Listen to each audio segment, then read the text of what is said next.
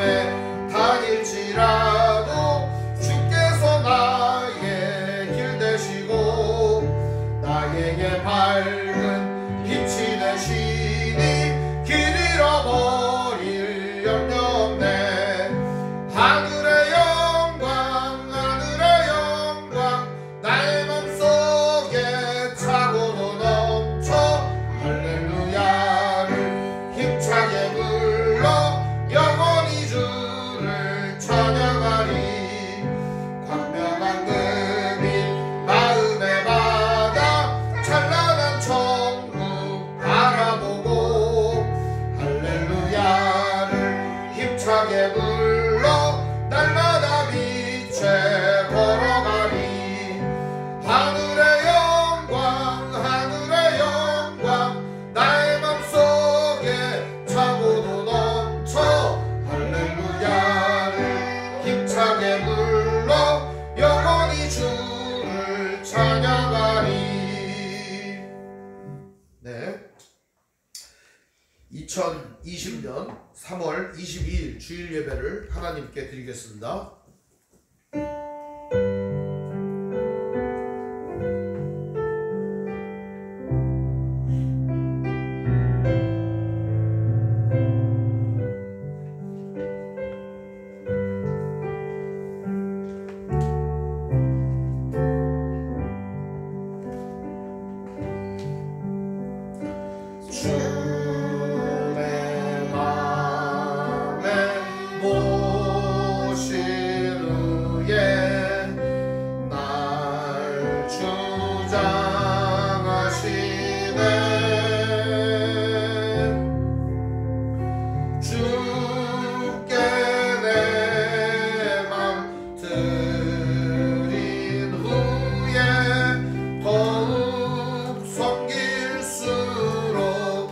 더 귀한 주님 더욱 섬길수록 더 귀한 주님 더 사랑할수록 주 날 사랑해. 매일 내 맘속에 기쁨 넘치네.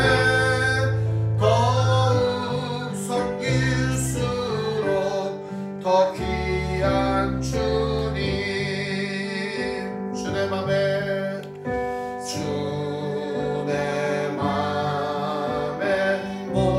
모신 후에 날 주장하시네. 주께 내 맘 드린 후에 더욱 섬길수록 더 귀한 주님 더욱 섬길수록 더 귀한 주님 더 사랑할수록 주 날 사랑해. 매일 내 맘속에 기쁨 넘치네. 더욱 섬길수록 더 귀한 주님. 오늘 성경 교독은 잠언 13장 14장입니다. 잠언 13장 14장입니다. 제가 읽겠습니다. 잠언 13장 14장입니다. 지혜로운 아들은 아비의 훈계를 들으나 거만한 자는 꾸지람을 즐겨 듣지 아니하느니라. 사람은 입의 열매로 인하여 복록을 누리거니와 마음이 괴사한 자는 강포를 당하느니라. 입을 지키는 자는 자기의 생명을 보존하나 입술을 크게 벌리는 자에게는 멸망이 오느니라. 게으른 자는 마음으로 원하여도 얻지 못하나 부지런한 자의 마음은 풍족함을 얻느니라. 의인은 거짓말을 미워하나 악인은 행위가 흉악하여 부끄러운 데에 이르느니라. 공의는 행실이 정직한 자를 보호하고 죄인을 패망하게 하느니라. 스스로 부한 체하여도 아무것도 없는 자가 있고 스스로 가난한 체하여도 재물이 많은 자가 있느니라. 사람의 재물이 자기의 생명의 속전일 수 있으나 가난한 자는 협박을 받을 일이 없느니라. 의인의 빛은 환하게 빛나고 악인의 등불은 꺼지느니라. 교만에서는 다툼이 일어날 뿐이라. 권면을 듣는 자는 지혜가 있느니라. 망령되이 얻은 재물은 줄어가고 손으로 모은 것은 늘어가느니라. 소망이 더디 이루어지면 그것이 마음을 상하게 하거니와 소원이 이루어지는 것은 곧 생명나무니라. 말씀을 멸시하는 자는 자기에게 패망을 이루고 계명을 두려워하는 자는 상을 받느니라. 지혜 있는 자의 교훈은 생명의 샘이니 사망의 그물에서 벗어나게 하느니라. 선한 지혜는 은혜를 베푸나 사악한 자의 길은 험하니라. 무릇 슬기로운 자는 지식으로 행하거니와 미련한 자는 자기의 미련한 것을 나타내느니라. 악한 사자는 재앙에 빠져도 충성된 사신은 양약이 되느니라. 훈계를 저버리는 자에게는 궁핍과 수욕이 이르거니와 경계를 받는 자는 존영을 받느니라. 소원을 성취하면 마음이 달아도 미련한 자는 악에서 떠나기를 싫어하느니라. 지혜로운 자와 동행하면 지혜를 얻고 미련한 자와 사귀면 해를 얻느니라. 재앙은 죄인을 따르고 선한 보응은 의인에게 이르느니라. 선인은 그 산업을 자자손손에게 끼쳐도 죄인의 재물은 의인을 위하여 쌓이느니라. 가난한 자는 밭을 경작함으로 양식이 많아지거니와 불의로 말미암아 가산을 탕진하는 자가 있느니라. 매를 아끼는 자는 그의 자식을 미워함이라. 자식을 사랑하는 자는 근실이 징계하느니라. 의인은 포식하여도 악인의 배는 줄이느니라. 지혜로운 여인은 자기의 집을 세우되 미련한 여인은 자기 손으로 그것을 허느니라. 정직하게 행하는 자는 여호와를 경외하여도 패역하게 행하는 자는 여호와를 경멸하느니라. 미련한 자는 교만하여 입으로 매를 자청하고 지혜로운 자의 입술은 자기를 보전하느니라. 소가 없으면 구유는 깨끗하려니와 소의 힘으로 얻는 것이 많으니라. 신실한 증인은 거짓말을 아니하여도 거짓 증인은 거짓말을 뱉느니라. 거만한 자는 지혜를 구하여도 얻지 못하거니와 명철한 자는 지식을 얻기가 쉬우니라. 너는 미련한 자의 앞을 떠나라. 그의 입술에 지식이 있음을 보지 못함이니라. 슬기로운 자의 지혜는 자기 길을 아는 것이라도 미련한 자의 어리석음은 속이는 것이니라. 미련한 자는 죄를 심상히 여겨도 정직한 자 중에는 은혜가 있느니라. 마음의 고통은 자기가 알고 마음의 즐거움은 타인이 참여하지 못하느니라. 악한 자의 집은 망하겠고 정직한 자의 장막은 흥하리라. 어떤 길은 사람이 보기에 바르나 필경은 사망의 길이니라. 웃을 때에도 마음에 슬픔이 있고 즐거움의 끝에도 근심이 있느니라. 마음이 굽은 자는 자기 행위로 보응이 가득하겠고 선한 사람도 자기의 행위로 그러하리라. 어리석은 자는 온갖 말을 믿으나 슬기로운 자는 자기의 행동을 삼가느니라. 지혜로운 자는 두려워하여 악을 떠나나 어리석은 자는 방자하여 스스로 믿느니라. 노하기를 속히 하는 자는 어리석은 일을 행하고 악한 계교를 꾀하는 자는 미움을 받느니라. 어리석은 자는 어리석음으로 기업을 삼아도 슬기로운 자는 지식으로 면류관을 삼느니라. 악인은 선인 앞에 엎드리고 불의한 자는 의인의 문에 엎드리느니라. 가난한 자는 이웃에게 미움을 받게 되나 부유한 자는 친구가 많으니라. 이웃을 없이 여기는 자는 죄를 범하는 자요 빈곤한 자를 불쌍히 여기는 자는 복이 있는 자니라. 악을 도모하는 자는 잘못 가는 것이 아니냐. 선을 도모하는 자에게는 인자와 진리가 있으리라. 모든 수고에는 이익이 있어도 입술의 말은 궁핍을 이룰 뿐이니라. 지혜로운 자의 재물은 그의 면류관이요 미련한 자의 소유는 다만 미련한 것이니라. 진실한 증인은 사람의 생명을 구원하여도 거짓말을 뱉는 사람은 속이느니라. 여호와를 경외하는 자에게는 견고한 은혜가 있나니 그 자녀들에게 피난처가 있으리라. 여호와를 경외하는 것은 생명의 셈이니 사망의 그물에서 벗어나게 하느니라. 백성이 많은 것은 왕의 영광이요 백성이 적은 것은 주권자의 패망이니라. 노하기를 더디하는 자는 크게 명철하여도 마음이 조급한 자는 어리석음을 나타내느니라. 평안한 마음은 육신의 생명이나 시기는 뼈를 썩게 하느니라. 가난한 사람을 학대하는 자는 그를 지으시기를 멸시하는 자요 궁핍한 사람을 불쌍히 여기는 자는 주를 공경하는 자니라. 악인은 그의 환난에 엎드러져도 의인은 그의 죽음에도 소망이 있느니라. 지혜는 명철한 자의 마음에 머물거니와 미련한 자의 속에 있는 것은 나타나느니라. 공의는 나라를 영화롭게 하고 죄는 백성을 욕되게 하느니라. 슬기롭게 행하는 신하는 왕에게 은총을 입고 욕을 끼치는 신하는 그의 진노를 당하느니라. 아멘. 찬송가 148장 찬송 부르겠습니다.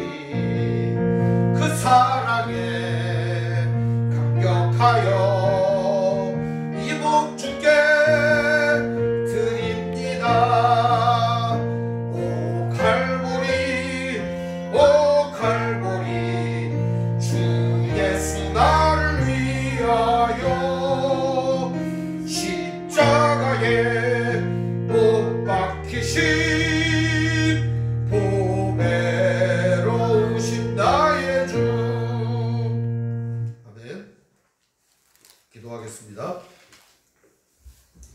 하나님 아버지 감사합니다. 오늘도 예배할 수 있게 해주셔서 감사합니다. 코로나19로 인하여 많은 사람들이 직장에 출근하지 못하고 많은 사람들이 생활고를 겪으며 또한 어려움을 당하고 있습니다. 이를 위하여 수고하는 많은 사람들도 있습니다. 자기의 생업을 팽개치고 봉사하러 뛰어간 사람들이 있으며 자기의 것을 나누는 사람들이 있습니다. 주님, 이렇게 고난과 역경이 닥쳤을 때 서로 협력하고 함께하며 연대하고 나누어주는 귀한 삶이 우리의 삶에 이루어질수록 인도하여 주시옵소서. 주님, 이 땅을 구원하여 주시옵시고 이 세계를 구원하여 주시옵소서.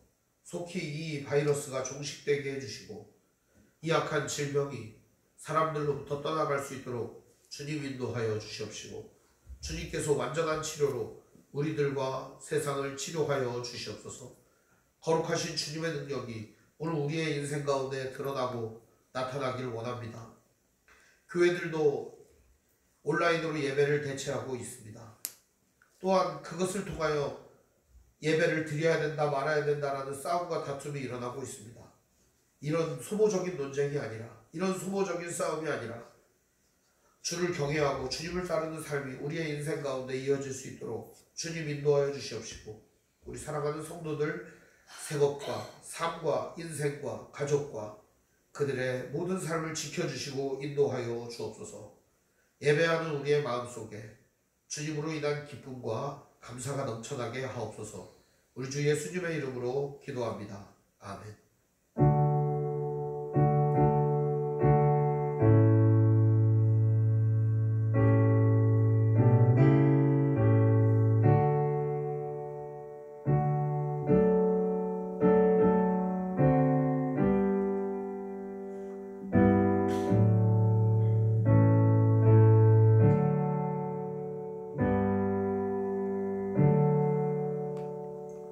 오늘 보실 하나님 말씀은 요한복음 14장 1절에서 6절의 말씀을 보겠습니다. 요한복음 14장 1절에서 6절 말씀. 주보를 밴드에 올려놔야 되는데 못 올려놔 죄송합니다. 요한복음 14장 1절에서 6절 말씀을 보겠습니다. 제가 읽겠습니다. 너희는 마음에 근심하지 말라. 하나님을 믿으니 또 나를 믿으라. 내 아버지 집에 거할 곳이 많도다. 그렇지 않으면 너희에게 일렀으리라. 내가 너희를 위하여 처소를 예비하러 가노니 가서 너희를 위하여 거처를 예비하면 내가 다시 와서 너희를 내게로 영접하여 나 있는 곳에 너희도 있게 하리라. 내가 어디로 가든지 그 길을 너희가 아느니라. 도마가 이르되 주여 주께서 어디로 가시는지 우리가 알지 못하거늘 그 길을 어찌 알겠사옵나이까. 예수께서 이르시되 내가 곧 길이요 진리요 생명이니 나로 말미암지 않고는 아버지께로 올 자가 없느니라. 아멘. 찬송가 151장 찬송 부르겠습니다.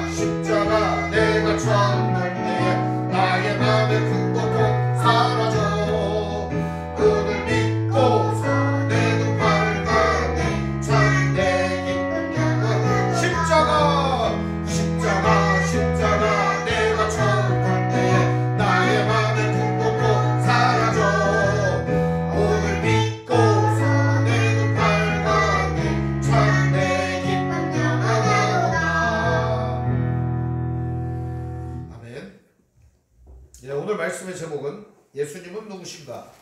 세 번째 시간으로 함께 하겠습니다. 예수님은 누구신가?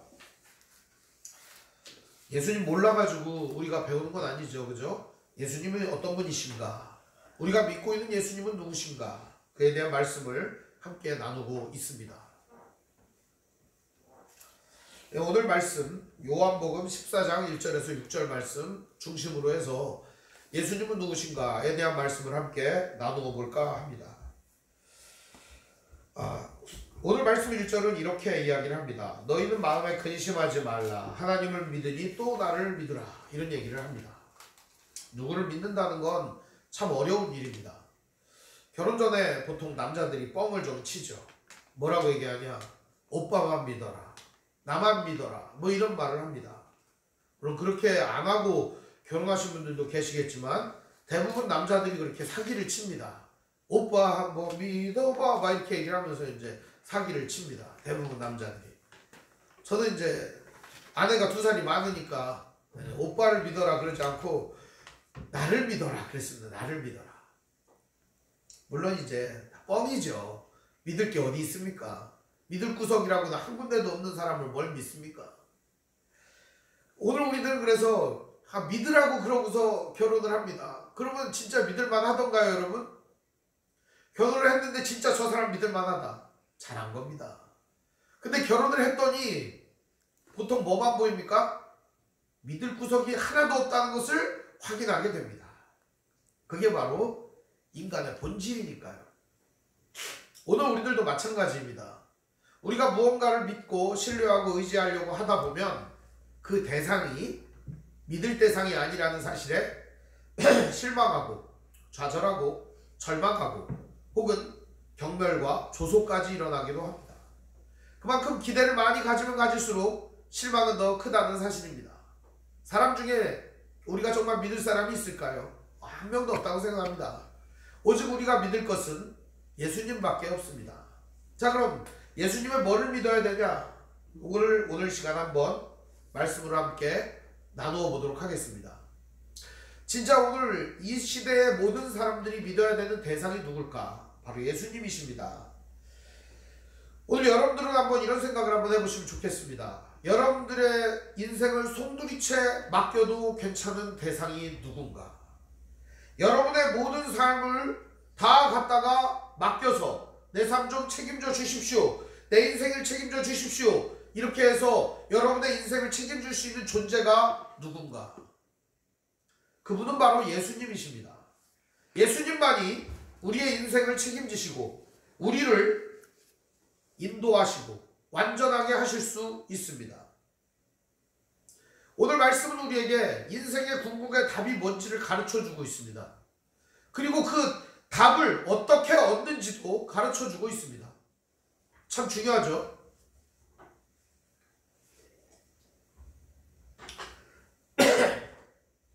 오늘 말씀이 이 2가지를 우리에게 확실하게 가르쳐주고 있는데 오늘 우리들도 이 말씀을 통해서 인생의 궁극의 답이 뭔가 그리고 그 답을 어떻게 얻을 수 있는가 이것을 함께 깨닫는 시간이었으면 좋겠습니다.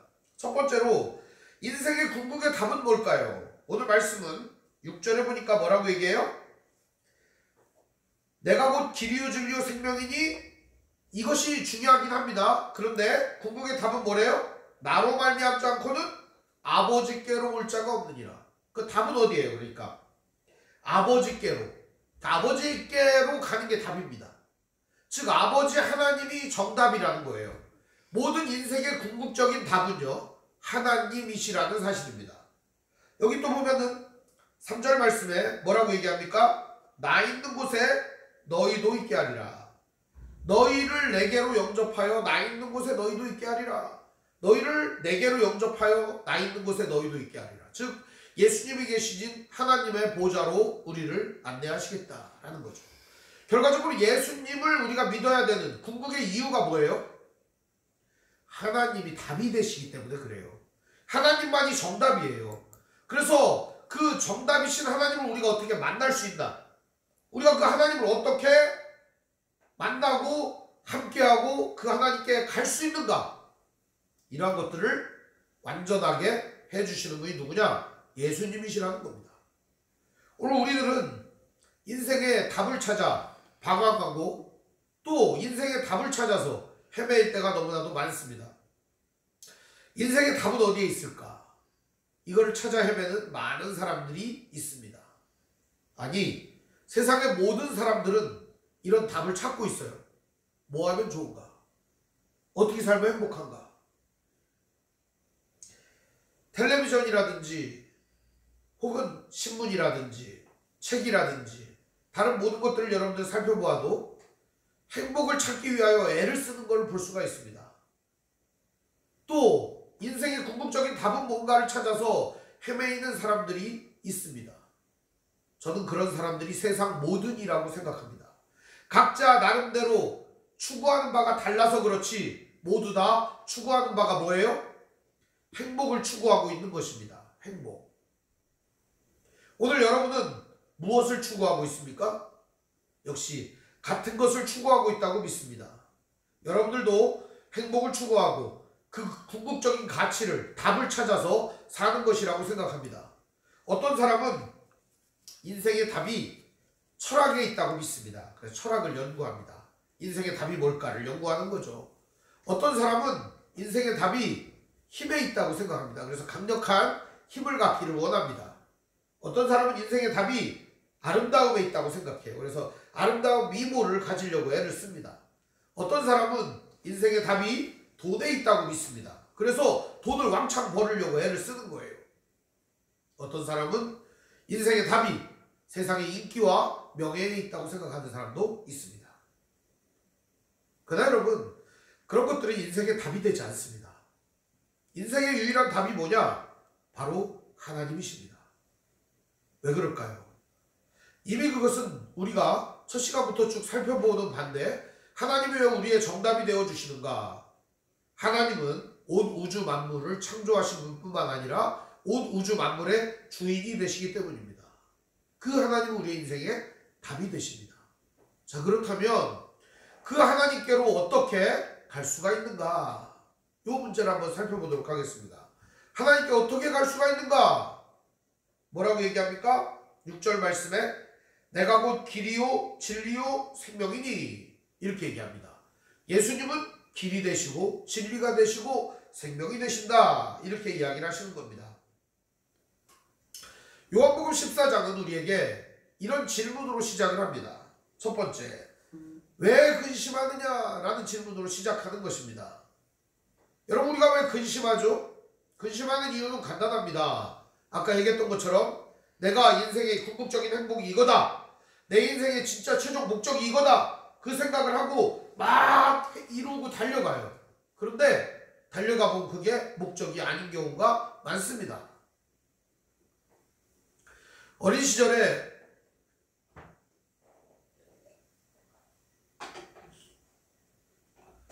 딱지를 모으는 게 목적이었습니다. 딱지. 왜 이렇게 딱지가 좋았던지요. 딱지를 모아가지고 양철 깡통에다 넣어가지고요, 그거를 고이 보관을 했습니다. 딱지가 거기에 막 몇백 장 들어있었습니다. 몇천 장인가 봐요. 가득 들었으니까 양철 깡통, 이런 그때 당시에 그 약 이름이 바누난가 뭐 그런 약통에다가 제가 넣었던 기억이 납니다. 그래서 이제 그걸 남들이 가져가면 안 되잖아요. 집에 너무 훔쳐갈 거 아니에요. 그래서 땅을 파고서 그 딱지를 묻어놨어요. 이렇게 묻어놨어요. 그리고 그 보물을 늘 생각하면서 흐뭇해했습니다. 그런데요, 놀라운 사실은요, 제가 그 딱지를 묻어놨다는 사실조차도 잊어버렸다는 겁니다. 그래서 한 고등학교 한 2, 3학년쯤 됐나요? 그 무렵에 아버지가 땅에 이제 뭐 구덩이를 이렇게 파시다가 턱턱 걸려서 딱 꺼냈는데 그 상자가 나온 겁니다. 이게 뭐냐? 그러면서 저한테 얘기를 하는데 이미 딱지는 다 곰팡이가 나고 물에 젖어가지고 쓸 수가 없었습니다. 벌레가 막 드글드글 기어다니고 있었습니다. 딱지를 왜 이렇게 그냥 땅바닥에다 묻었느냐면서 아버지가 저에게 핀잔을 주었던 기억이 납니다. 글쎄요, 옛날에 어릴 때 그랬나 봐요. 한마디로 얘기하면 그때 당시엔 소중했지만, 그게 인생의 목적이라고 생각했지만, 딱지가 결국에는 아무짝에 쓸모가 없는 것이었습니다. 어린 시절 이야기 하나만 더 해드릴까 합니다. 어린 시절에 그 과일 냄새 나는 사탕을 참 좋아했습니다. 물론 지금은 안 좋아하는데, 과일 냄새 나는 사탕을 그렇게 좋아해서 그 사탕이 이렇게 무슨 깡통 같은 거에 들어있었는데 그 사탕을 그렇게 먹고 싶었어요. 그걸 사오는 사람이 있었으니 그 사람이 좋았겠어요, 싫었겠어요? 그 사탕이 집안 하나 가득 있었으면 좋겠다라는 생각을 했습니다. 그런데 지금 생각해보면 그 사탕 우리 집구석에 하나 가득 있어도 좋지 않겠습니다. 바뀌는 거거든요. 무언가를 이루고 무언가를 가질 만큼 되었는데도 불구하고 우리들은 만족할 수 없는 것이 현실입니다. 중국의 유명한 시인이었던 오경욱이라고 하는 사람이 이런 시를 썼습니다. 연이라는 시를 썼어요. 연. 어릴 때 날리던 아름다운 연, 방패연. 그 연을 날리노라면 많은 사람들이 연을 부러워했었다는 거예요. 그리고 그 연이 이렇게 이제 연치기를 할 거 아닙니까? 연치기를 하다가 끊어져서 날아갔습니다. 아버지가 만들어준 그 연이 날아가자 그 연을 다시 만들려고 생각을 해보니까 아버지가 돌아가셔서 만들 수가 없었다고 합니다. 오경욱 박사는 그 연이 너무너무 갖고 싶었다는 거예요. 그런데 지금 연을 만약에 가지려고 하면 한 트럭이라도 돈으로 살 수 있지만 그때 그 연을 갖고자 하고 그리워했던 그 마음만은 없어졌다는 사실입니다. 인생이라는 게 이렇게 바뀐다는 거예요. 여러분이 바라고 원하던 것이 있을 겁니다. 아마 지금도 그것이 있을 거예요. 그게 혹시 여러분 이루어진다고 한번 상상을 한번 해보시길 바랍니다. 그러나 여러분 그것이 이루어진다고 하여도 여러분의 인생에 무엇이 도움이 될까? 과연 그것이 여러분의 인생의 궁극적인 답인가? 이것을 한번 질문해보는 시간을 가졌으면 좋겠습니다. 내 인생의 궁극적인 답은 무엇인가? 이런 건 말입니다. 오늘 말씀도 그런 얘기를 합니다. 너희 왜 근심하냐? 너희가 근심하는 이유가 뭐냐? 왜 걱정하냐? 걱정하는 이유가 뭐냐? 그러면서 예수님이 말씀하십니다. 1절 말씀입니다. 너희는 마음에 근심하지 말라. 하나님을 믿으니 또 나를 믿으라. 우리가 근심하는 것의 이유가 뭐라는 거예요? 궁극의 답 찾는 거 아니에요? 그죠? 뭐가 인생의 답인가? 근데 그 답이 어디 있다는 거예요? 하나님께 있고 예수님께 있다라고 오늘 말씀은 우리에게 가르쳐 주는 겁니다. 하나님이 답이고 예수님이 답이다. 이런 얘기 해주는 겁니다. 그러면서 하나님을 믿고 예수님을 믿는 게 뭐라는 거예요? 근심, 즉 인생의 궁극의 근심에 대한 정답이라는 겁니다. 그러면서 얘기합니다. 2절 내 아버지 집에 거할 곳이 많도다. 그렇지 않으면 너희에게 일렀으리라. 내가 너희를 위하여 거처를 예비하러 가노니 가서 너희를 위하여 거처를 예비하면 내가 다시 와서 너희를 내게로 영접하여 나 있는 곳에 너희도 있게 하리라. 이때 당시 제자들이 가지고 있었던 근심이 뭐였었냐면 이런 거였습니다. 거처가 없는 것이었습니다. 예수님은 거처가 없었습니다. 번듯한 만왕의 왕으로 오셨으나 왕궁이 없었어요. 선지자였으나 사람들로부터 대접받지 못했습니다. 제사장이었으나 많은 사람들이 제물로 예수님을 공개하지 않았습니다. 그럼에도 불구하고 예수님은 말씀하십니다.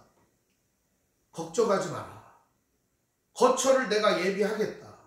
다시 올 때는 너희들을 나 있는 곳에 있게 하겠다. 제자들은 도무지 무슨 말인지 몰랐습니다. 아마 이렇게 이해했을 겁니다.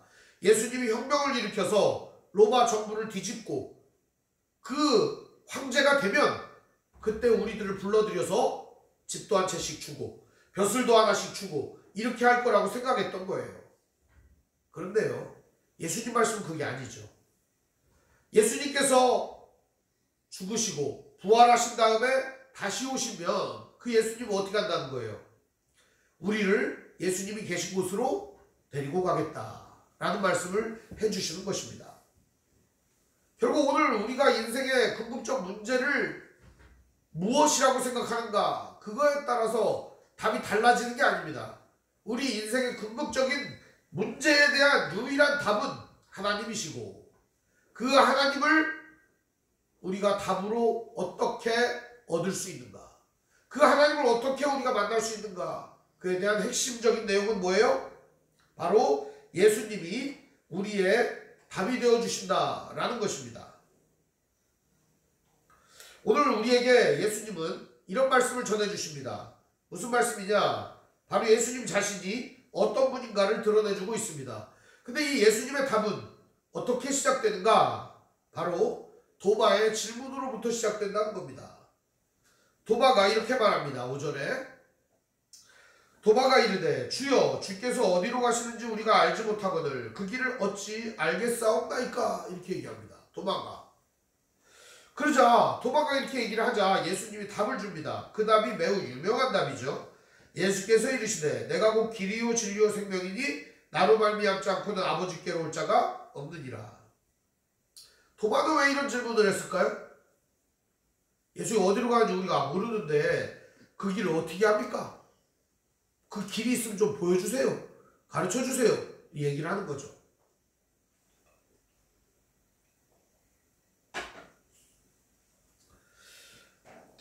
도마는요, 궁극의 질문에 대한 답을 얻기를 원했습니다. 어떻게 그럼 그 답을 얻을 수 있습니까? 그 답은 뭡니까?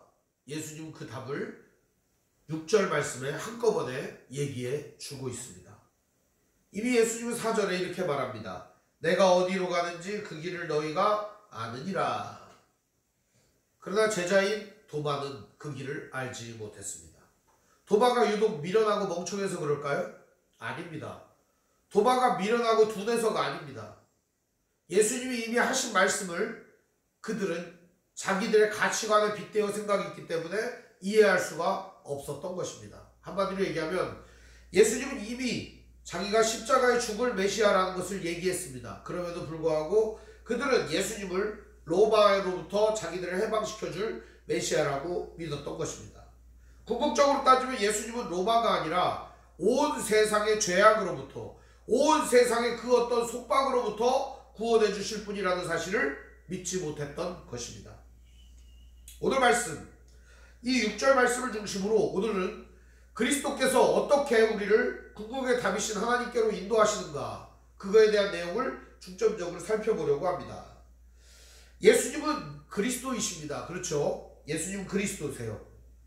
그리스도라는 이름의 뜻은 기름 부음을 받은 자라는 뜻입니다.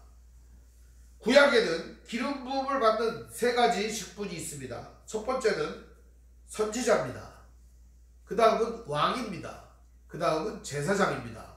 그래서 이 직분이 세 가지가 있는데 예수님을 그리스도다 이렇게 말하는 이유는 뭐예요? 예수님이 바로 그 기름 부음을 받은 자다, 그런 뜻이죠. 바꿔 얘기하면 예수님은 기름 부음을 받은 왕, 제사장, 선지자, 이런 분이다 라는 겁니다. 즉 예수님은 왕이 되시고 선지자도 되시고 제사장도 되신다, 이런 말씀을 가르쳐 주시는 것입니다. 오늘 말씀은 예수님이 진정한 만왕의 왕이시고 유일한 선지자시고 예수님만이 유일한 제사장 되심을 말해주고 있습니다. 일반적인 선지자, 왕, 제사장이 아니라 우리의 제사장, 우리의 선지자, 우리의 왕이라는 사실을 보여주고 있습니다. 먼저 예수님은 6절 말씀에 보니까 내가 곧 길이요 이렇게 얘기합니다. 길이요. 예수님 자신이 길이라고 얘기합니다. 길에도 여러 종류가 있겠죠, 여러분. 이 길은 이 헬라어로 호도스라고 합니다. 근데 이것은 진로를 말합니다. 진로. 여러분 이제 진로라는 말이 뭐예요? 목표가 있고 그리고 목표를 향해서 가는 길을 의미합니다. 아까 얘기했던 것처럼 궁극의 답은 뭐예요? 하나님이시죠. 그럼 그 하나님께로 가는 길이 바로 누구라는 거예요? 예수님이 되신다는 겁니다. 두 가지 의미가 동시에 있습니다. 예수님을 통해서 하나님께 간다라는 의미가 첫 번째 의미고요. 두 번째 의미는 예수님이 그 길을 내어주시고 인도하신다, 이런 의미가 있습니다. 그러니까 예수님이 이 길을 만들어주시고 예수님을 통해서 그 길을 통해서 예수님이 그 길을 우리 손 붙잡고 안내하셔서 인도하셔서 하나님께로 가게 하신다, 이런 의미가 있는 것입니다. 예수님은 그래서 우리의 선지자가 되십니다. 주제가 되는 말씀이 누가복음 13장 33절의 말씀입니다. 여러분 찾아볼까요? 누가복음 13장 33절입니다.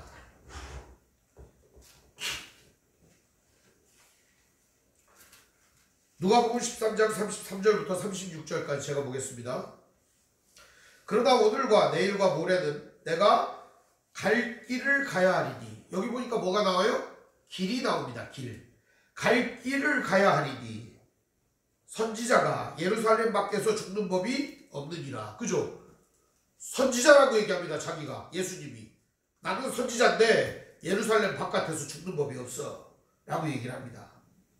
예루살렘아, 예루살렘아, 선지자들을 죽이고 내게 파송된 자들을 돌로 치며 암탉에게 새끼를 날개 아래 모음같이 내가 너희의 자녀를 모으려 할 일이 몇 번이냐. 그러나 너희가 원하지 아니하였도다. 보라, 너희 집이 황폐하여 버림받으리라. 내가 너희에게 이르노니 너희가 주의 이름으로 오시는 이를 찬송하리로다 할 때까지 나를 보지 못하리라. 예수님은요, 구약 성경을 인용하여 말씀하시고 계십니다. 자기가 내일과 모레와 오늘 어떻게 한다는 거예요? 갈 길을 간다는 거예요. 예수님은 십자가의 길을. 근데 예수님은 어떤 분이라는 거예요? 그 갈 길을 가는 선지자라고 자신을 이야기하고 있습니다. 한마디로 얘기하면 예수님은 자기 자신이 우리가 가야 할 길을 인도하며 우리가 또 가야 할 길, 그 길을 완전하게 열어주시는 진정한 선지자 되심을 보여주고 있습니다. 사랑하는 여러분, 예수님께서 이 선지자가 되신다는 사실을 믿는다면 우리 삶에 걱정이 있을까요?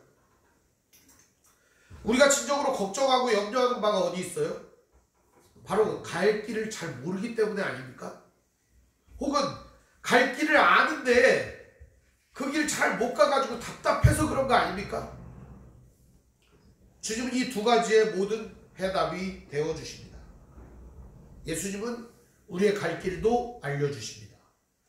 그리고 우리가 가야 할 길의 궁극에 대답이 되어주십니다.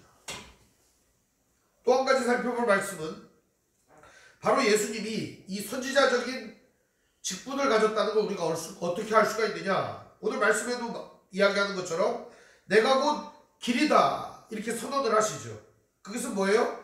갈 길을 알려주신다는 뜻이거든요. 그 얘기가 요한복음 8장 26절 말씀에 등장을 합니다. 요한복음 한번 볼까요? 요한복음 조금만 앞쪽으로 가시면 8장 26절에 보면은 이런 말씀이 있습니다. 내가 너희에게 대하여 말하고 판단할 것이 많으나 나를 보내신 이가 참되심에 내가 그에게 들은 그것을 세상에 말하노라. 즉 하나님 아버지가 궁극의 답이 되신다, 참이 되신다, 진리가 되신다. 그분에게 들은 그것을 내가 세상에 말한다. 뭘 얘기해 주는 거예요? 예수님이 세상에 이 진리를 말씀해 주시는 분이라는 사실을 증거하고 있는 것입니다. 한마디로 얘기하면 예수님은 참되신 하나님, 그 하나님께로 가는 길 되시고 그 길을 인도하시는 분이라는 사실을 더 확실히 증거해 주는 거죠. 또 요한복음 15장으로 한번 가볼까요? 요한복음 15장 15절 말씀을 보면 이렇게 말합니다. 성경이 있으시면 찾아서 같이 읽으시면 좋겠습니다. 이제부터는 너희를 종이라 하지 아니하리니 종은 주인이 하는 것을 알지 못함이라. 너희를 친구라 하였노니 내가 내 아버지께 들은 것을 다 너희에게 알게 하였습니다. 즉 하나님 아버지께 들은 그것을 예수님은 우리에게 알려주신다. 이렇게 말씀하시는 겁니다. 하나님께 들은 것을, 진짜 궁극적인 답이 되는 것을 알려주신다. 이게 누가 하는 일이에요? 이게 선지자가 하는 일입니다. 참된 길, 궁극적인 답, 이것을 알려주시는 분이 바로 예수님입니다. 두 번째로 예수님은 뭐가 되신다고 오늘 말씀 얘기합니까? 오늘 6절 말씀에 이렇게 말합니다. 내가 곧 길이다 진리다 이렇게 얘기를 합니다.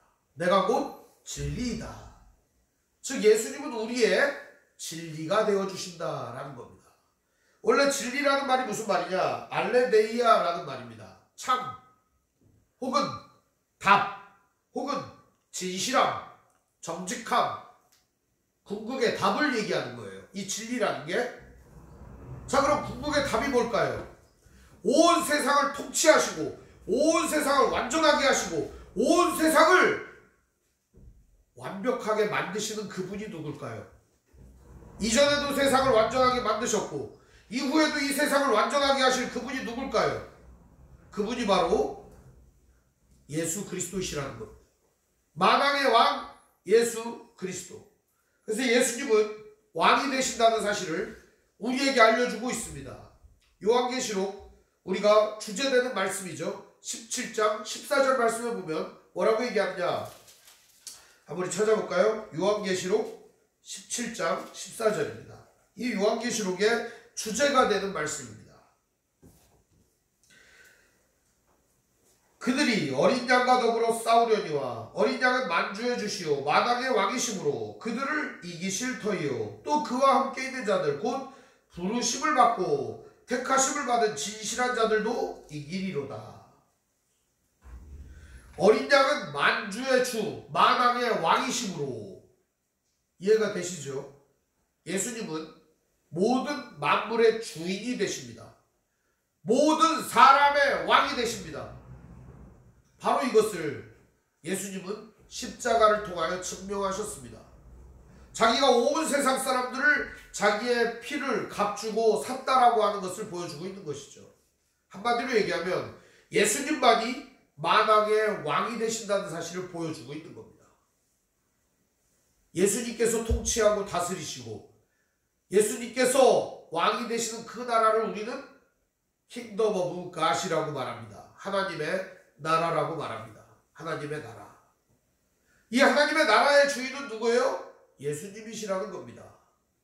그리고 이 예수님께서는 오늘 우리를 그 하나님의 나라와 백성으로 삼아 주신다는 사실입니다. 바로 우리 안에 하나님의 나라가 이루어지고 우리의 인생에 하나님의 나라가 이루어지고 이 우주 만물에 하나님의 나라가 이루어지게 하신다는 사실입니다. 하나님의 나라는 여러분 뭐냐? 통치예요. 통치. 다스림. 다스림. 즉 하나님께서 다스리시는 영향권이 미치는 그곳이 바로 하나님의 나라예요. 오늘 만약에 여러분의 마음을 하나님이 다스리시면 그 마음이 하나님의 나라가 되는 겁니다. 한마디로 얘기하면 오늘 예수님은 진리가 되시는데 바로 만왕의 왕이 되신다는 뜻입니다. 이것은 왕이 되신다는 것은 두 가지 의미가 있습니다. 바로 권세와 다스림입니다. 여러분 권세 그러면 그 말 들으면 어떻습니까? 이미 이것도 지난 시간에 다 설명을 했습니다. 권세라는 말이 뭐예요? 엑수시아라는 말이에요. 엑수시아. 헬라어로. 근데 이 엑수시아라는 말이 어디에서 나왔느냐? 우시아라는 말이에요. 우시아. 엑스우시아. 그래서 합쳐서 엑수시아라고 그러는데 우시아라는 말이 본질이라는 말이에요. 본질. 근극의 답. 본질에서부터 나왔다. 그게 뭐예요? 권세라는 거예요. 권세. 이렇게 말합니다. 한마디로 말하면 예수님이 가지고 있는 권세, 권력, 힘, 만왕의 왕대심 이건 어디로부터 나온 거예요? 본질이신, 참이신 하나님으로부터 나온 것이에요. 그러니까 예수님은 누구예요? 성자 하나님이 되신다는 사실이에요. 오늘 예수님 우리 만왕의 왕이 된다는 사실을 여러 다각도로 살펴볼 필요가 있습니다. 그 얘기는 다음 시간에 한 번 더 해보도록 하겠습니다. 예수님이 만왕의 왕이 된다는 것은 오늘 우리에게 희소식입니다. 여러분 세상에 그 어떤 지도자가 왕이 되면 좋겠습니까? 우리나라도 많은 격동의 역사를 겪었죠. 어떤 지도자가 되면 좋겠습니까? 누가 지도자가 되든지 간에 나라는 혼란을 겪습니다. 누가 지도자가 되든지 간에 사람들은 고난을 겪습니다. 한 가지 얘기를 들려드리고자 합니다. 캄보디아라는 나라 여러분 잘 아시죠? 태국과 베트남 사이에 낑겨 있습니다. 샌드위치처럼. 그래서 태국으로부터 침략받고 베트남으로부터 침략받는 그런 나라가 캄보디아입니다. 여기저기서 동대북처럼 얻어맞는 거예요. 꼭 어디 같아요? 우리나라 같죠. 중국한테 얻어맞고 일본한테 얻어맞고 그렇죠? 우리나라 같아요. 근데 이 캄보디아에 왕이 있었습니다. 근데 이 왕이 너무나도 무능한 겁니다. 그래서 사람들이 저 무능한 왕을 갈아치워야겠다. 그래서 그 아들이 왕이 됐습니다. 근데 사람들이 그 왕을 보니까 얼굴이 잘생겼어요. 와, 잘생겨서 멋있다. 그 잘생겼으면 통치도 잘할까요? 아니었습니다. 그때 이 나라를 다 뒤집어 엎어가지고 새롭게 만들어야겠다 라고 생각하던 한 사람이 있었습니다. 폴 포트라고 하는 사람입니다. 이 폴 포트라고 하는 사람이 이 나라를 새롭게 만들면 어떻게 해야 되느냐, 왕정을 몰아내고 내가 왕이 돼야 되겠다. 그리고 우리 나라를 옛날 앙크로와트를 세웠던 그 왕정시대로 다시 만들어서 내가 왕이 되고 다스리면은 세상이 완전해질 거야. 그리고 그는 공산주의자가 되었습니다. 그는 영국과 프랑스에 유학까지 했던 사람입니다. 그런데 그 사람이 굉장히 똑똑한 사람이었는데 어느 날 보니까 똑똑한 사람들이 말을 안 듣는 겁니다. 그래서 똑똑한 사람들 다 죽이기로 합니다. 그래서 똑똑한 사람들을 다 죽여버립니다. 선생님, 심지어 글씨를 아는 사람도 다 죽이고, 그리고 자기 말에 말 안 듣고 반항하는 사람 다 죽이고, 똑똑해 보이는 사람, 안경 쓴 사람도 다 죽였어요. 공부를 많이 해서 안경을 썼다고 생각을 해갖고요. 그리고 좀 귀티가 나는 사람들도 다 죽였습니다. 그렇게 길바닥에다가 죽인 사람들이 몇 명이냐? 200만 명을 죽였습니다. 200만 명. 그리고도 그는 자기의 정책이 성공적이라고 말합니다. 나중에는 미쳐 돌아가다가 내가 바로 이 세상의 궁극의 왕이야 뭐 이러면서 큰 소리 치다가 베트남하고 전쟁을 하려고 베트남에 막 쳐들어가서 사람들 죽이다가 베트남이 쳐들어와 가지고서 완전히 초토화를 시키고 이 사람을 몰아냅니다. 그리고 나서야 캄보디아가 사람들이 자유를 얻습니다. 도시에 있던 사람들을 이주시켜서 강제 노동을 시키고 완전히 농사꾼처럼 만들어버렸어요. 그는 자기가 가지고 있는 생각을 그대로 실험으로 옮겨버렸습니다. 제대로 된 나라가 됐을까요? 아닙니다. 이거를 복구하려면 200년이 걸려도 복구를 못한대요. 지금도 캄보디아는 글씨를 모르는 사람들이 엄청나게 많습니다. 그리고 많은 사람들이 농경생활을 익숙하게 받아들이고 도시생활을 싫어하고 있습니다. 물론 이제 좀 많이 바뀌었는데요. 지금도 여전히 낙후되고 여전히 어려운 삶을 살아가고 있습니다. 기계를 사용하는 농법을 싫어합니다. 그래서 꾀기나 삽이나 이런 걸로 노동을 합니다. 인간은 왕이 될 수 없습니다. 누가 왕이 돼도 비참한 건 똑같아요. 누가 다스려도 이기적이고 탐욕스럽고 더럽고 추잡한 건 똑같아요. 다만 우리 주 예수님이 왕이 되시면 이 세상은 완전해집니다. 우리 주 예수님이 왕이 되셔야만 이 세상이 온전해지는 겁니다. 그래서 우리는 그 예수님이 만왕의 왕이시라는 걸 고백하고 믿는 것입니다. 결국 성도들을 통해서 이 역사가 일어나는 것이죠. 세 번째로 우리가 살펴볼 것은 바로 예수님은 제사장이 되신다는 사실입니다. 오늘 말씀에 보면 내가 곧 길이요 진리요 생명이니 이렇게 얘기합니다. 생명이니. 생명. 예수님은 왜 생명이라는 표현을 썼을까요?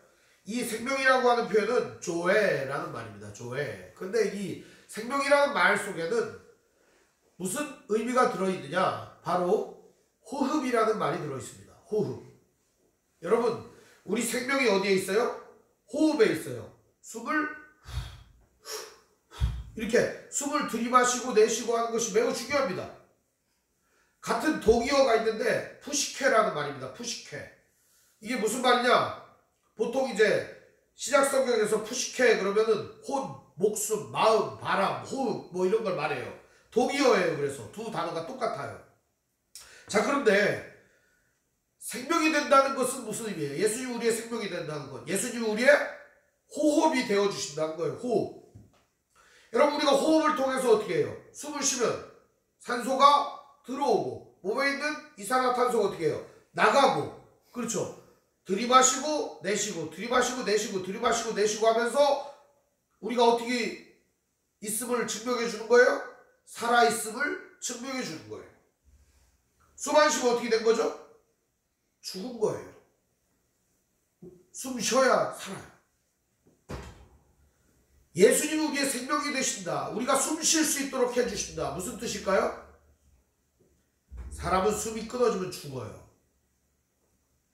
예수님이 바로 그 제사장이 되어주신다는 것을 의미합니다.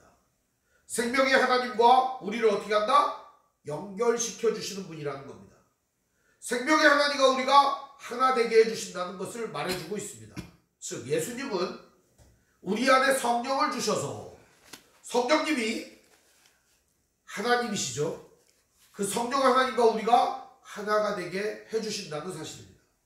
매우 중요한 일이죠.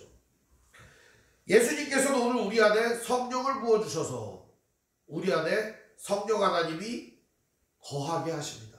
그래서 믿는 사람은 각 사람 마음에 성령 하나님께서 살아 계시는 것입니다. 우리가 호흡한다는 것은 무슨 뜻일까요? 숨이 붙어있다는 뜻이죠. 이 숨이라고 하는 게 대부분의 사람들이 심장이 뛰니까 폐가 작동을 하니까 숨을 쉰다고 생각을 합니다. 그럴 수도 있겠죠. 그렇게 생각할 수도. 근데 원래는요, 이 사람의 호흡이 먼저 들어와서 우리의 모든 것들이 다 정상적으로 작동을 하게 된 겁니다. 그럼 사람에게 처음 호흡이 언제 들어왔을까요? 코호흡. 하나님이 태초에 우리에게 숨을 불어넣어 주신 것입니다. 한마디로 얘기하면 하나님은 우리 안에 숨을 하고 불어넣어 주신 것이죠. 하나님은 우리에게 숨을 불어넣어 주셨을 때 우리가 흙덩어리에 불과했었는데 살아나게 되었습니다. 흙덩어리에 불과한 우리가 하나님을 떠나 교만하게 되었을 때 하나님께서는 우리를 다시 살리려고 예수님을 보내어 주셨던 것입니다. 그분이 바로 우리의 죄를 용서해 주시고 하나님께 나아가는 길이 되어 주시고 진정으로 우리들에게 그 길을 가르쳐 주실 뿐만 아니라 우리를 완전하게 하실 수 있는 분이라는 사실입니다. 그래서 우리를 어떻게 완전하게 하시냐? 바로 예수님이 제사장이 되어 주셔서 우리를 하나님과 하나가 되게 해주신다는 사실입니다. 이 얘기가 어디 나오냐? 히브리서 4장 14절부터 15절 말씀에 등장을 합니다. 찾아볼까요? 히브리서 4장 14절부터 15절입니다. 그러므로 우리에게 큰 대제사장이 계시니 승천하시니 곧 하나님의 아들 예수시라. 우리가 믿는 도리를 굳게 잡을지어다. 한마디로 말하면 예수님이 우리의 대제사장 되시니까 하나님의 아들 예수가 우리의 대제사장인데 그 믿음을 굳게 잡아야 한다. 우리에게 있는 대제사장 예수님은 우리의 연약함을 동정하지 못하실 이가 아니오. 연약하다고 우리를 비난하거나 핀잔을 주거나 좌절에 빠지게 만들거나 학살하거나 이렇게 하는 게 아니라 모든 일에 우리와 똑같이 시험을 받으시니로되 죄는 없으시니라. 죄 없으신 예수님이 우리를 사랑해 주시고 우리를 인도해 주시고 우리를 사랑해 주시고 우리를 감싸 안아 주실 뿐만 아니라 하나 되게 해주신다는 사실입니다. 결론은 뭐예요? 그러므로 우리는 긍휼하심을 받고 때를 따라 돕는 은혜를 얻기 위하여 은혜의 보좌 앞에 담대히 나아갈 것이니라. 즉 예수님을 통해서 우리는 은혜의 보좌 앞에 담대히 나아갈 수 있게 된 것입니다. 여러분, 예수님은 우리의 생명이 되시고 제사장이 되심으로 하나님과 우리가 하나가 되게 해주십니다. 또한 예수님께서는 우리들을 하나님과 화평을 누리게 하심으로 하나님 안에 우리가 거하게 하십니다. 그것이 오늘 우리에게 여러 가지 말씀으로 주고 계십니다. 특별히 우리가 깨달아야 하는 것은 무엇인가? 바로 그것은 요한복음 15장의 말씀입니다. 한 장 넘겨보시면 이렇게 되어 있습니다. 15장 1절부터 보시면 나는 참 포도나무요 내 아버지는 농부라. 물은 내게 붙어있어 열매를 맺지 아니하는 가지는 아버지께서 그것을 제거해 버리시고 무릇 열매를 맺는 가지는 더 열매를 맺게 하려 하여 그것을 깨끗하게 하시니라. 즉 예수님께 붙어있는 가지는 열매를 맺습니다. 즉 예수님께 붙어있는 가지는 생명을 얻습니다. 너희는 내가 일러준 말로 깨끗하여졌으니 내 안에 거하라. 나도 너희 안에 거하리라. 가지가 포도에 붙어있지 아니하면 스스로 열매를 맺을 수 없음같이 너희도 내 안에 있지 아니하면 그리하리라. 나는 포도나무요 너희는 가지라. 그가 내 안에 내가 그 안에 거하면 사람이 열매를 많이 맺나니 나를 떠나서는 너희가 아무것도 할 수 없음이라. 사람이 내 안에 거하지 아니하면 가지처럼 밖에 버려져 마르나니 사람들이 그것을 모아다가 불에 던져 사르느니라. 사랑하는 여러분, 오늘 예수님은 우리 안에 거하시고 우리는 예수님 안에 있습니다. 어떻게 가능하죠? 바로 예수님이 완전한 대제사장이 되시기 때문입니다. 결론의 말씀을 드립니다.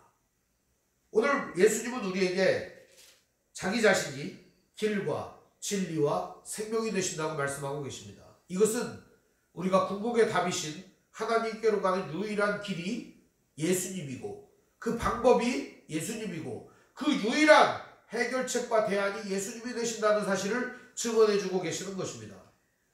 오늘 여러분 인생에서 누구를 믿습니까? 무엇을 믿습니까?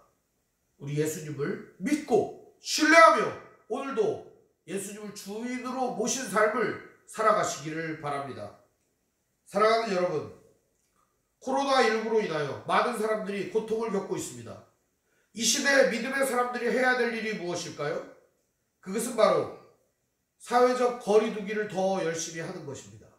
그리고 다른 사람들에게 피해만 안 주면 된다가 아니라 적극적으로 다른 사람들을 돕는 일을 하는 것입니다. 사랑하는 일을 멈추지 마시기를 바랍니다. 충분히 우리는 더 사랑하는 일을 할 수 있습니다. 여러분, 이웃을 위하여 봉사하고 헌신하는 일을 멈추지 마시기를 바랍니다. 우리는 더 할 수 있습니다. 그리고 여러분, 믿음을 지키시길 바랍니다. 이때 더 믿음이 강건해지시기를 바랍니다. 하나님의 말씀을 가까이 하시기를 바랍니다. 기도로 하나님과 교제하시기를 바랍니다. 사랑하는 삶을 사시길 바랍니다. 이것이 오늘 우리에게 주어진 이 코로나19가 준 숙제라고 저는 생각합니다. 사랑하는 여러분, 무엇을 의지합니까? 여러분 행복을 어디에 딱 기대고 있습니까? 우리 주님께 행복이 있고 주님만을 의지하는 귀한 성도들 되시기를 주님의 이름으로 축원을 드립니다. 기도하겠습니다. 사랑과 은혜가 풍성하신 아버지 하나님, 은혜와 사랑을 감사를 드립니다. 오늘 우리들 너무나도 연약하고 부족하여 하나님 은혜 가운데 설 수 없는 죄인임을 고백합니다. 그럼에도 불구하고 우리를 사랑하여 주셔서 하나님 은혜 가운데 이끌어 주시고 우리에게 길이 되시고 진리가 되시고 생명이 되어 주시니 감사합니다. 길과 진리와 생명 되신 예수님을 따르는 믿음의 삶이 매일 이어질 수 있도록 우리의 삶을 인도하여 주시옵소서. 우리 주 예수님 이름으로 기도합니다. 아멘. 찬송가 377장 찬송 부르겠습니다.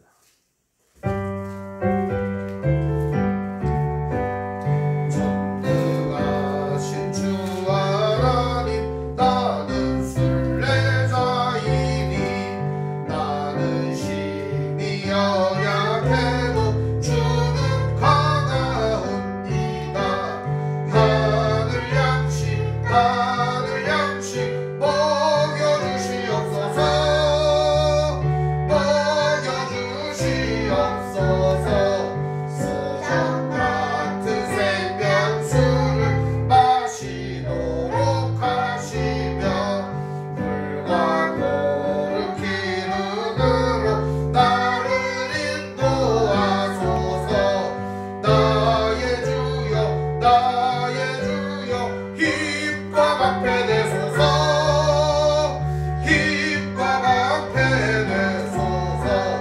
요단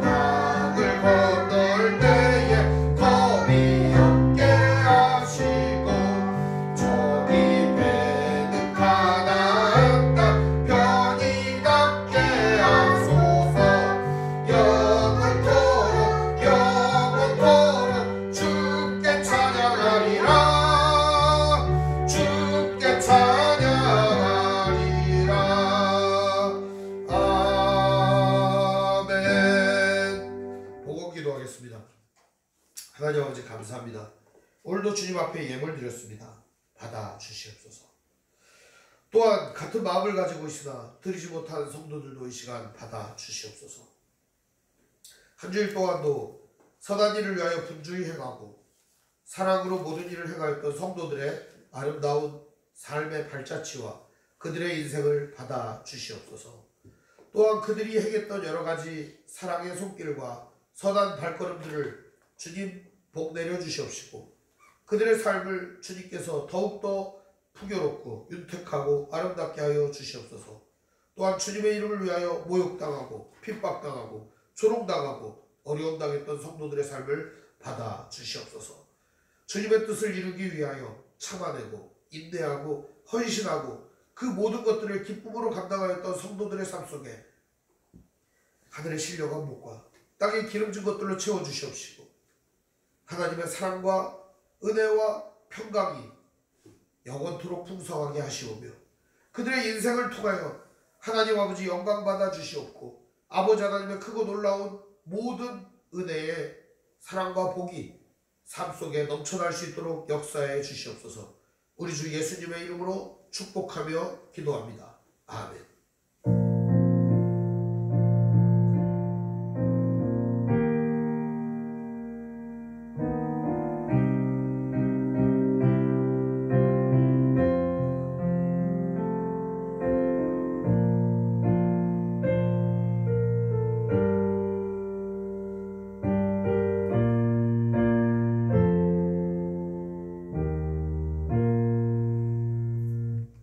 교회 소식을 알려드리겠습니다. 오늘 함께 예배하신 모든 분들 주님의 이름으로 환영합니다.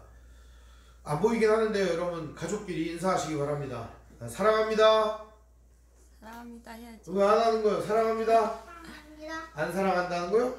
네, 사랑합니다. 네, 여러분 사랑합니다. 네. 하나님의 말씀인 성경을 가까이 두고 매일 읽으시고 기도로 하나님과 교제하시고 말씀대로 사랑하며 사시기를 바랍니다. 목회자의 경건을 위해 기도하시기 바랍니다. 기도와 말씀에 전무하도록 정치 지도자들과 남북관계를 위해서 기도하시기 바랍니다. 가난한 자들과 소외된 자들을 도우며 기도하시기 바랍니다. 선교사님과 가족을 위해서 기도하시기 바랍니다. 아픔과 고통 중에 있는 성도를 위해 기도하시기 바랍니다. 많은 성도들이 아픔과 고통을 호소하고 있어요. 여러분 위해서 기도해 주시기 바랍니다.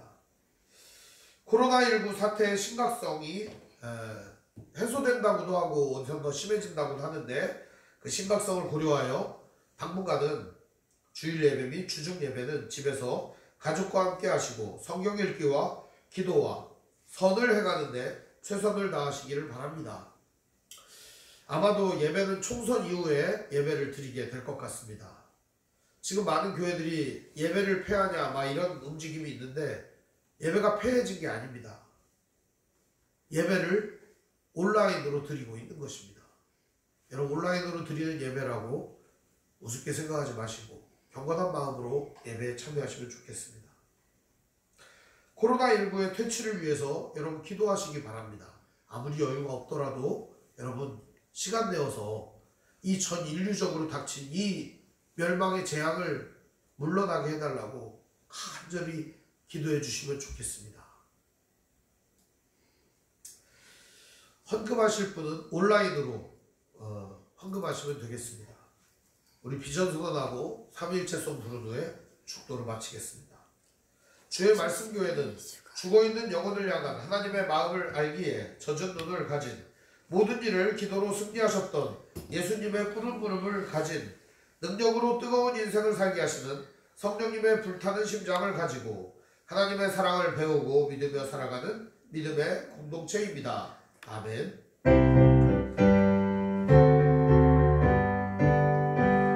하나님이 선택하셨고 예수님이 구속하셨고 성령님이 지셨으니 삼위일체 하나님 찬양. 하나님이 지켜주시고 예수님이 함께 하시고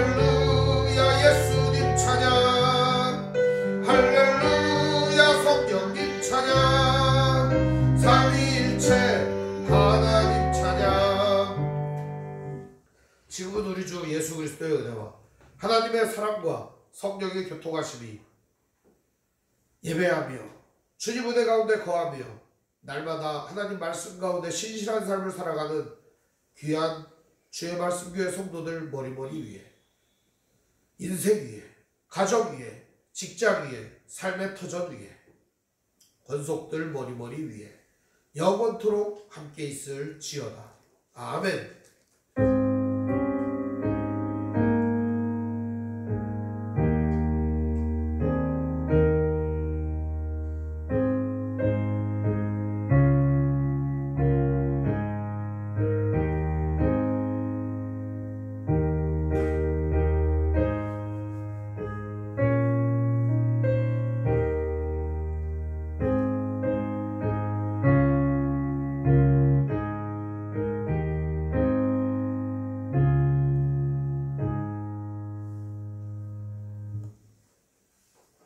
예배를 마쳤습니다.